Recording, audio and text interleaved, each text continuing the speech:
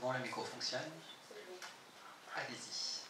Monsieur le Président, Mesdames et Messieurs les membres du jury, le hasard peut-il être impartial? Bon, à la première lecture de mon sujet, je n'ai rien compris. Et à la seconde, non plus.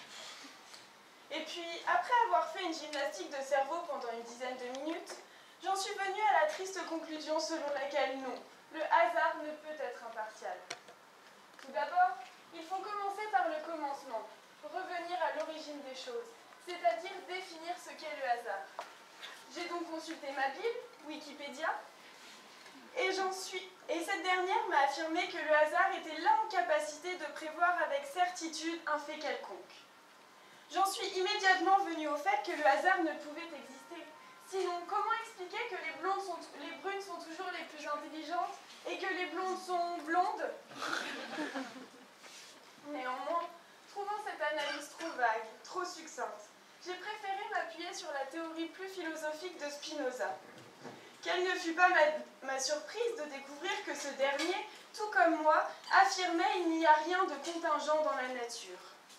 Ainsi, comment peut-on parler de hasard si chaque événement arrive par nécessité? En effet, le hasard absolu n'existe pas, ne peut exister. Il y a toujours une part d'explication dans chacun de nos actes, de nos gestes, de nos sentiments. Car, comment pourriez-vous expliquer sinon que je me retrouve par hasard avec un sujet dont je ne comprenais pas le sens au premier abord et dont en plus toute personne ici présente se moque éperdument? Ceci s'explique simplement par le fait que notre chère équipe organisatrice de Rhetorica a dû se sentir là très philosophe et surtout très sadique afin de rédiger ce cher sujet. De plus, après l'analyse de Wikipédia, puis de Spinoza, il me fallait compléter cette dernière afin d'aboutir à une argumentation irréfragable, indestructible, invincible, bref, parfaite. Je me suis donc appuyée sur les meilleurs scientifiques contemporains qui puissent exister. Je parle bien entendu des frères Igor et Grishka Bogdanov.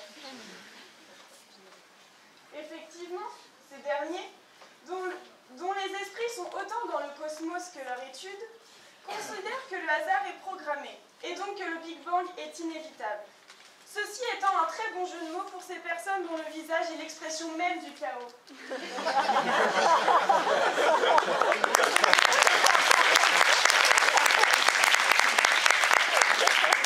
Et ceci ne peut être un hasard. Puis, il faut analyser la seconde notion. Qu'est-ce que l'impartialité? L'impartialité est tout simplement l'absence de parti pris. Elle est associée à la neutralité et nécessite une appréciation objective des situations. Elle fait donc référence à la justice. Or, la justice est représentée par des hommes, les juristes. Et comme chaque personne, ils possèdent une part de partialité.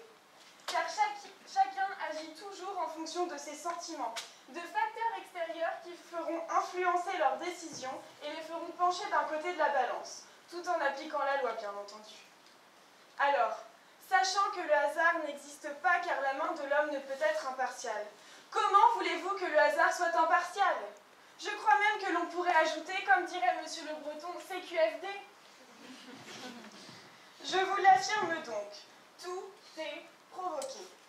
Croyez-vous que c'est un hasard si tous les étudiants arrivent chaque année à l'oral de pénal, totalement pétrifiés, blonds comme un linge, avec les jambes qui tremblent, les mains moites, l'envie de crier, de prendre ses jambes à son cou pour partir loin, très loin, le plus loin possible de Monsieur Fleury?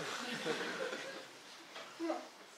C'est tout simplement la conséquence rationnelle que l'on nous répète depuis la première année que c'est l'oral de la mort.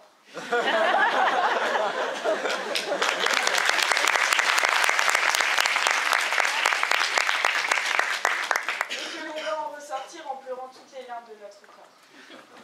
De plus, qui dit hasard, dit jeu de hasard. Qui dit jeu de hasard, dit loto.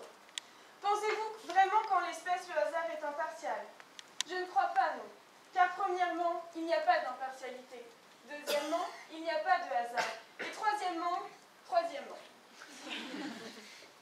je vais vous confier que chaque mercredi, avant d'aller en cours de contrats spéciaux, je joue au loto. Et avant d'y aller, je mets un sucre dans chacune de mes poches et du persil dans mes chaussures parce que cela me porte chance.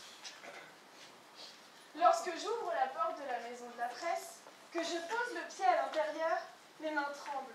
En un instant, ma gorge devient sèche, mon cœur se serre. La superstition me gagne alors. Je me dis que j'espère être la réincarnation de Maître Yoda pour que la chance soit avec moi. Autrement dit, en entourant chaque nombre, je tiens mon destin, je joue ma vie. Mon futur ne serait peut-être jamais le même si je choisissais les bons numéros. Je me mets alors à rêver d'une plage, de palmiers, d'un yacht, de jus de goyave, avant de revenir à la triste réalité de la promesse unilatérale de Quelle ne fut donc pas ma peine, ma tristesse, ma colère même de découvrir, au gré de mes recherches pour rédiger ce sujet, qu'il n'y avait point de hasard, ni même la moindre once d'impartialité, que le loto et ma part de rêve étaient en réalité dictés par cette machine économique qu'est la Française des Jeux.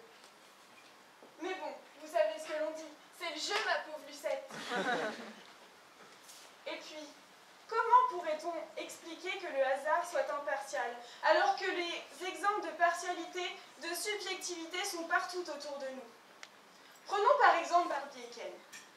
Croyez-vous vraiment que c'est par un pur hasard que l'on a associé le plus parfait des hommes aux cheveux soyeux et au sourire Colgate, avec la plus belle des grandes et minces blondes, pionnières des prothèses PIP? Si le hasard avait vraiment été empreint d'impartialité, le créateur de ces jolies poupées aurait simplement associé un petit gros à lunettes avec une femme dont l'apparence ressemble plus à une bouteille d'orangina.